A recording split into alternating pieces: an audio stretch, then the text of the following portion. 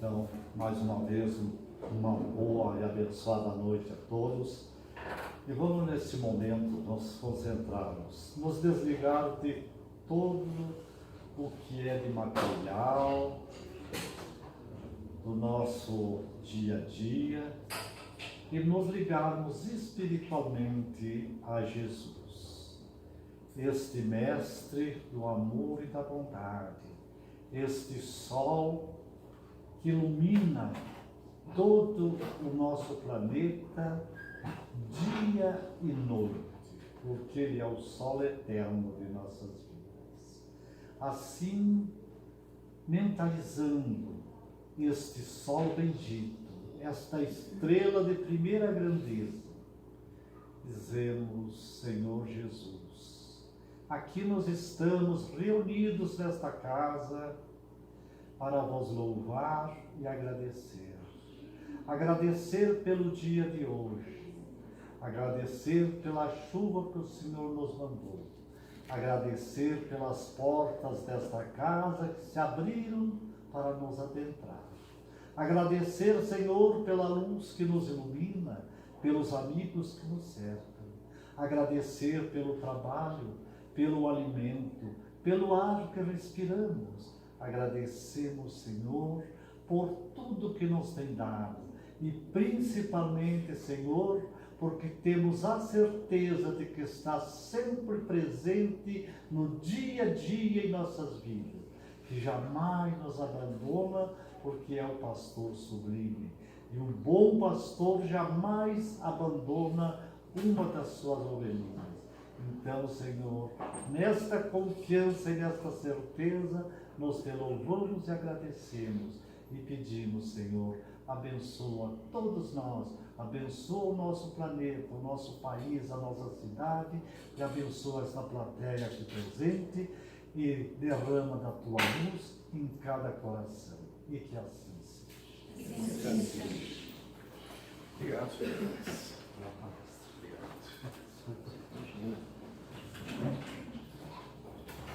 Mais uma vez, boa noite, né? Nunca é demais dar boa noite, desejar boas coisas às pessoas, né? Sejam muito bem-vindos, sintam-se acolhidos por essa casa, pelos nossos trabalhadores, sejam esses trabalhadores do plano material e espiritual. E o tema da nossa palestra de hoje, eu vou falar sobre esse livro. Na verdade, eu vou comentar sobre uma das perguntas que está nessa obra. É uma obra muito interessante. Quem tiver vontade de conhecer, vale muito a pena. Ela se chama As Perguntas de Jesus. Ela foi feita pelo Felipe Trúculo Mascarenhas. Ele também é um gaúcho aqui de Porto Alegre, é um trabalhador de uma casa espírita. E o que ele fez? Ele pegou as perguntas de Jesus, trouxe para essa obra, e ali ele colocou as observações e os apontamentos de uma forma espiritual, com base nos evangelhos, obviamente, e também na doutrina, nas obras de Chico. Então é uma obra bem interessante. Esse livro ele tem 14 perguntas, tá? São perguntas que Jesus fez. Então, no capítulo 1, Jesus pergunta: qual é o teu nome? No capítulo 2, companheiro, a que vens? No capítulo 3, que buscais? Capítulo 4, quantos pães tendes? Capítulo 5, por que dormis? Orai para que não entreis em tentação. Capítulo 6, como lês? Capítulo 7, que palavras são essas que trocais entre vós enquanto caminhais? Capítulo 8, me amas? Capítulo 9, que queres que te faça? Capítulo 10, quem tocou em mim? Capítulo 11, quereis ser meus discípulos? Capítulo 12, Simão, conheces a alegria de servir a um amigo? Capítulo 13, as árvores não renascem depois de podadas?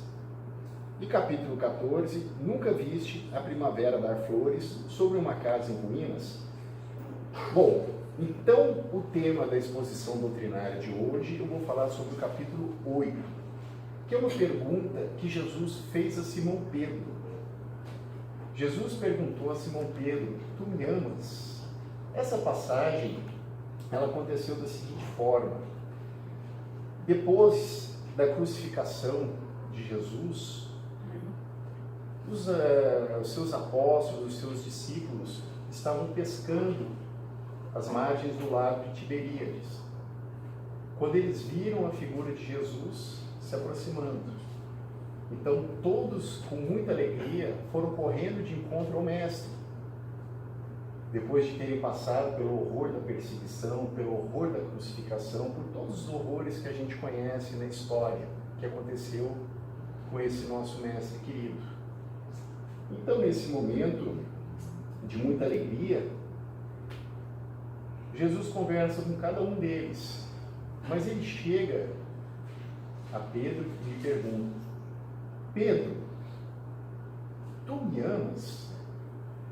E Pedro logo responde: sim, mestre, claro que eu te amo. Então Jesus diz: dê comida, alimente as minhas ovelhas. E novamente Jesus pergunta a Pedro, ele faz uma segunda pergunta: tu me amas? Na verdade é a mesma. E Pedro: sim, mestre, tu sabes que eu te amo. Então Jesus mais uma vez lhe diz: então apacenta os meus cordeiros. E novamente Jesus pergunta a Pedro: Pedro, tu me amas? Pedro, meio entristecido, respondeu: sim, mestre, tu bem sabes que eu te amo. É muito interessante esse número de perguntas, essa reafirmação que Jesus pediu a Pedro, porque se nós lembrarmos, também no passado, Pedro por 3 vezes negou a Jesus, no momento da crucificação. Naquele momento em que Jesus pedia a sua maior manifestação de amor, de apoio, o que Pedro fez? Negou por 3 vezes. Hoje, 2000 anos depois, para nós, é muito fácil julgar Pedro. É muito fácil dizer: eu jamais negaria o Mestre. Eu morreria junto na cruz com ele. Mas já se passaram 2 anos e nós sabemos de toda a história, de todo o desenrolar. Mas naquele momento em que eles estavam cercados pelos soldados do sacerdote, sendo preso, será que não bateu um desespero? Será que não é normal que bata um desespero em todos nós, nos momentos de aflição? Claro, pessoal, é normal. É normal nós termos momentos de desespero. É normal nós termos momentos de vacilo, porque nós somos seres ainda imperfeitos. Nós somos seres em construção espiritual. Nós somos seres que estamos aqui para resgatar os nossos débitos, para nos melhorarmos como espírito, em busca da perfeição. Então, quando Pedro estava ali naquele momento, junto com Jesus, junto com seus apóstolos, num momento confortável, num momento de alegria, era muito fácil também para Pedro dizer: claro que eu te amo. E é assim que funciona nas nossas vidas também, não é? Quando está tudo bem, está tudo bem. Todo mundo posta, né, nas redes sociais: gratidão, obrigado, é gratidão, porque está tudo bem. E assim também era naquele momento. Pedro estava confortável ali. Mas, vocês imaginem então, nos nossos momentos de dificuldade, nos nossos momentos de dores, nos nossos momentos de desafio, quando a prova da fé bate em nossa porta. E cedo ou tarde, a prova da fé vai bater na porta de todos nós. Seja pela perda do emprego, a perda, talvez, de um amor, a desorganização fisiológica nossa, ou de um ente querido, que impossibilite ele, por exemplo, de voltar até andar, ou até mesmo a perda de um ente querido. As perdas, as dores, elas são as mesmas para todos nós. Para todos nós. Eu garanto isso para vocês. Seja para o católico, seja para o espírita, seja para o evangélico, até mesmo para o ateu. Agora, a diferença, nós que estudamos o espiritismo, é que nós sabemos que não existe morte, que a alma é imortal, que é apenas um regresso para o nosso plano espiritual, a pátria espiritual. Nós sabemos que aquelas dificuldades que talvez esteja passando no momento de um desemprego, de uma enfermidade, também é passageiro. Isso também passa. Então, meus amigos, é nesse momento que Jesus bate na nossa porta e nos faz a seguinte pergunta: tu me amas? E aí? Se eu estou bem, se eu estou fortalecido, eu digo, sim, mestre, eu te amo, claro que eu te amo. Mas e se eu estou fragilizado, como Pedro estava fragilizado, como Pedro estava assustado naquela noite, perante os soldados, perante aquela multidão enfurecida? Então vocês imaginem que mesmo Pedro, que mesmo os discípulos estavam ali, sob os cuidados de Jesus, sobre a proteção de Jesus, ele vacilou, ele teve medo. Por que nós também não vamos ter medo? Porque nós também não vacilaremos. Eu vacilo. E muito. Porque eu também, todos nós somos espíritos imperfeitos. Mas a gente não pode usar isso como uma desculpa.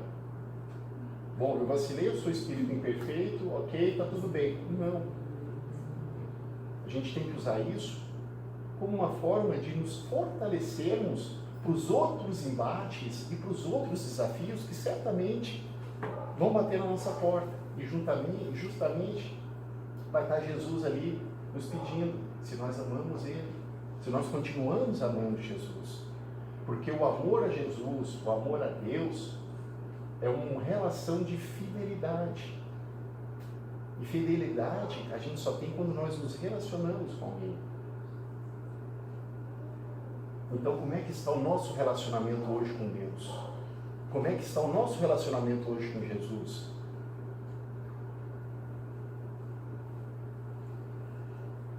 Não sei.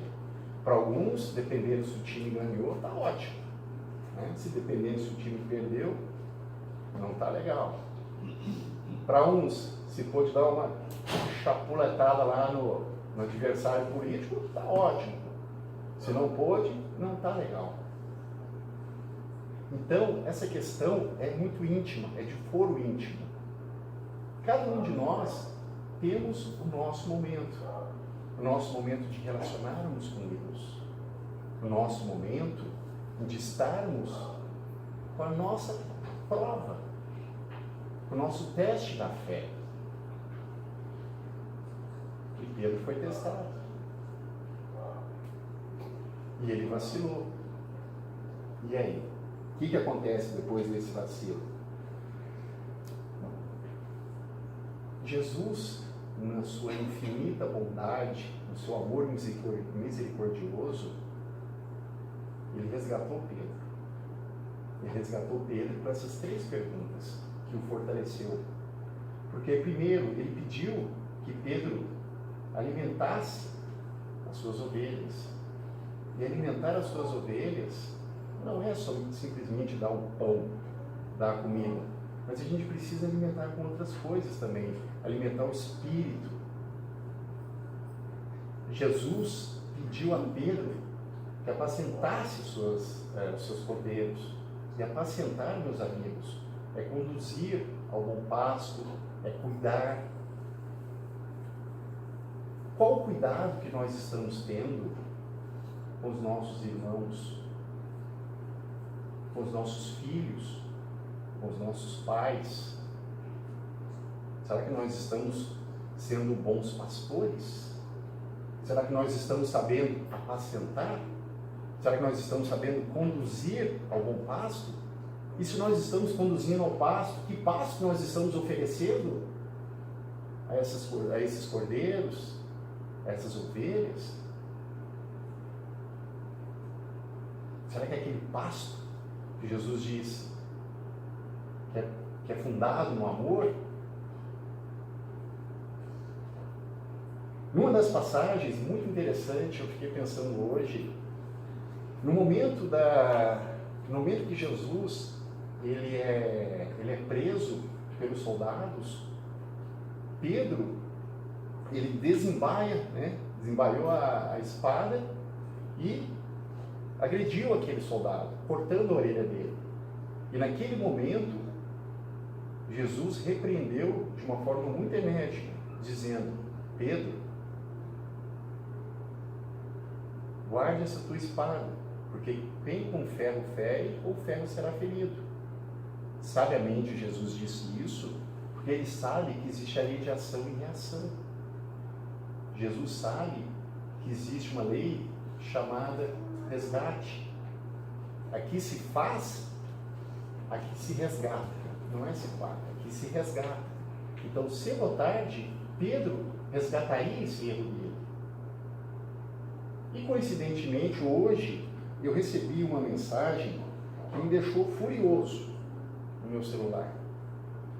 Aí eu passei a mão nele para responder a mensagem. A hora que eu fui responder, pensei: e se Jesus estivesse na minha frente, o que ele falaria para mim, talvez? Dalton, guarde esse teu celular, porque quem com mensagem fere, com mensagens também será ferido. E é isso. Quantas coisas a gente tem feito nesse momento, né, de transição, um momento de dificuldade. E as dificuldades, elas são individuais e elas são coletivas também. As sociedades se convulsionam, estão convulsionando, porque nós estamos vivendo o ápice da transição planetária. É a mudança, meus amigos. Nós estamos passando de um planeta de provas e expiações, e nós estamos entrando na era da regeneração. Mas nenhum de nós precisa se preocupar, nenhum de nós precisa perder o sono por isso. Porque tudo acontece de acordo com um planejamento celestial. Mas, todos os dias, nós receberemos aquele questionamento: se nós amamos Jesus ou não. Vocês imaginam, quando nós fazemos o nosso planejamento reencarnatório, todos nós temos um planejamento reencarnatório. Então a gente está do outro lado lá, na espiritualidade, com os nossos amigos, benfeitores, fazendo um planejamento. Olha, então, você agora vai reencarnar como filho de ciclano, você vai casar com fulano, né? Você vai ter esse filho, você vai fazer isso, você vai ser isso. Então se constrói toda uma agenda reencarnatória. E aí a gente, com muita fé, com muita esperança, porque lá do outro lado, né, livre do nosso corpo, livre dessa psicosfera densa e pesada que tem aqui no nosso planeta, nós sabemos os benefícios que é viver bem aquela reencarnação. Então a gente vem para cá, todo mundo que é cheio de otimismo, certos de que nós passaremos pelas dificuldades e nós venceremos. Porque ninguém faz um planejamento reencarnatório.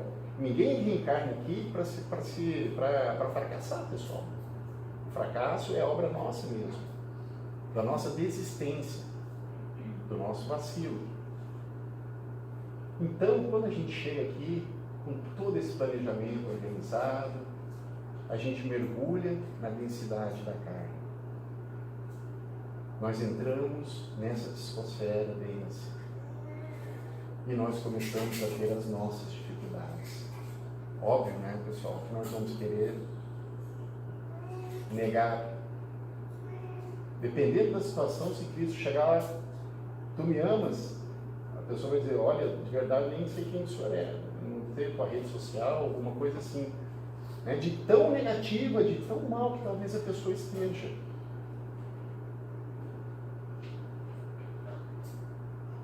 Mas, e aí, vamos nos entregar? Sim, nós podemos nos entregar, nós temos o nosso livre-arbítrio. Mas o que nós vamos fazer depois, quando nós voltarmos lá para a prática espiritual? O que nós vamos alegar para os nossos benfeitores? O que nós vamos dizer? A hora que ele puxar aquela lista lá, né, das tarefas que nós assumimos, quando nós entrássemos aqui na Terra, ele vai fazer o checklist, ó. Não foi. Não foi. Então. E a gente vai se arrepender. Nós iremos nos arrepender. Porque nós vamos ver a oportunidade que deixou. A oportunidade que ficou para trás. Meus amigos, eu comento isso porque eu sei que não é fácil. Se Jesus pedisse, perguntasse, fizesse uma dessas 14 perguntas, ele ia fazer as mesmas 14 perguntas para cada um de nós. Cada um de nós teríamos uma resposta diferente. Porque ia depender muito do momento, do estado psíquico, anímico, que nós estaríamos naquele momento. Talvez fosse uma pergunta que reverberasse no meu íntimo e me transformasse. Talvez uma dessas perguntas me traria desalento. Então, nós temos que estar sempre atentos, sempre vigilantes, orai e vigiai, porque a prova da fé, desse momento, chega. Ele chega. Cedo ou tarde, ele chega. E aproveitando, a gente sabe, tratando de mundo, de provas, expiações, né, que não tá fácil, né, pessoal? Não está fácil, a gente olha para um lado, é guerra, a gente olha para o lado, é revolta, e a gente acha que o mundo está regredindo, a gente acha que o mundo está andando para trás. Só que não. É muito interessante que tem uma pergunta no Livro dos Espíritos, que é a questão 784, que trata justamente da lei do progresso. E Allan Kardec, há mais de um século e meio atrás, ele se dá conta de que está tendo um movimento estranho no mundo, no orbe. E ele faz a seguinte pergunta: bastante grande é a perversidade do homem. Não parece que, pelo menos do ponto de vista moral, ele, em vez de avançar, caminha aos recuos? Ou seja, né, ao invés de ir para frente, está indo para trás? A gente está vendo tantas aberrações, a gente está vendo tanta maldade, a gente está vendo tantas injustiças. E aí, sabiamente, os Espíritos respondem: engana-te, observa bem o conjunto e verás que o homem se adianta, pois que melhor compreende o que é mal, e vai dia a dia reprimindo os abusos. Faz-se mister que o mal chegue ao excesso, para tornar compreensível a necessidade do bem e das reformas. Será que a gente não está vendo isso? Se nós olharmos há 2000 anos atrás, como é que era 2000 anos atrás, numa família romana rica? Às vezes, vamos fazer o teu aniversário, vamos, se fazia aquele banquete ali, e no meio daquela roda ali, daquele banquete, eles contratavam os gladiadores. Vocês imaginam isso? Você está ali comendo, dois caras ali se matando com machado. Mas isso era normal na época, 2000 anos era normal. 2000 anos era normal. foi se passando o tempo, o homem foi se dando conta dessas barbáries e foi ficando para trás. Não precisamos ir muito longe. Ainda no século XIX, a pessoa era escravizada pela cor da pele. Isso é ridículo. Hoje ninguém aceita uma coisa dessa. Mas por quê? Porque foi preciso que o mal chegasse, que essa coisa acontecesse, para as pessoas se darem conta e dizer basta. Não vai. Isso também vai acontecer, meus amigos. Então, não se preocupem. Está tudo sob controle. Está sob controle do nosso mestre querido, Jesus Cristo, governador do orbe terrestre. Mas nós vamos ter que passar por isso. Seja as provações coletivas, seja as provações individuais. Nós não precisamos esperar que caia um cometa, que tenha um terremoto de magnitude, que assole o planeta, para sacudir a gente. Não precisamos. Está aí, está na nossa cara. Faz 2000 anos. E o nosso erro, o que é? O nosso erro é continuar confiando em homens. Nós continuamos confiando e seguindo homens, quando nós deveríamos confiar e seguir naquela mensagem que foi nos dada há 2000 anos atrás. Essa mensagem era imortal. Jesus, ele não falava para os homens, ele falava para o Espírito, porque ele sabia que aquelas palavras seriam imortais. Aquelas palavras permaneceriam para todo. E aí, o que nós temos feito dessas palavras, desses ensinamentos? Não digo pouca coisa, muita coisa, pelos exemplos que eu dei aqui. Então, por isso que a gente tem que ter otimismo também. Mas nós temos que estar atentos, nós temos que estar fortalecidos, meus amigos. Porque todos nós somos Pedro. Todos nós somos seres frágeis. Todos nós somos seres suscetíveis aos vacilos, aos encantos.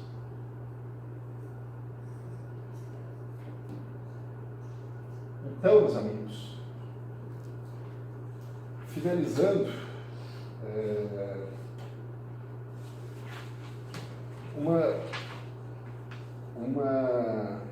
uma observação desse livro, uma passagem que tem, ele está na Boa Nova.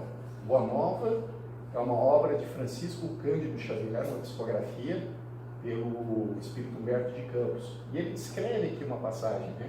Ele descreve a passagem ali no momento da negação de Pedro. E quando quando Jesus diz que ele negaria ele 3 vezes antes que o galo cantasse, Pedro ficou muito entristecido com aquilo. Aí Pedro pediu a Jesus se ele achava que ele não o amava. Pedro achou Jesus, né? Se tu não crês que eu te amo, que eu te siga. Aí ele falou assim: Pedro, ainda hoje verás que o homem é muito mais frágil do que perverso. Nós somos frágeis. Muitas das nossas má atitudes, das nossas má ações, não é por perversidade, não é por maldade. Tem sim, lamentavelmente, ainda tem sim irmãos muito embrutecidos, né? Espíritos muito encalcitrados na maldade. Mas nós, a grande maioria, não. Os nossos atos acabam sendo, não por maldade, mas acaba sendo por fragilidade.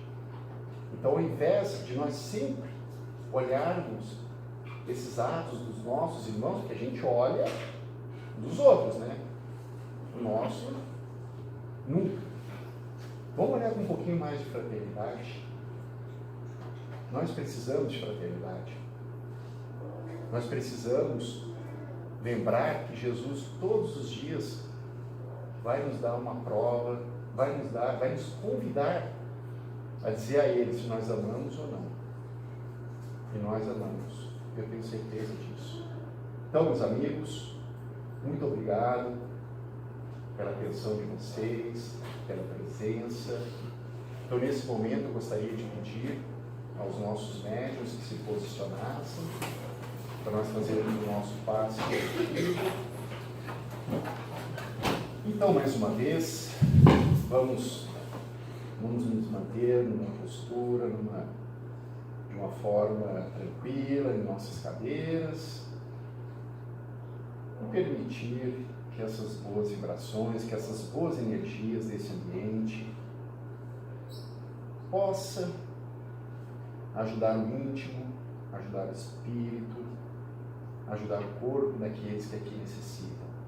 Pai, obrigado por esse momento.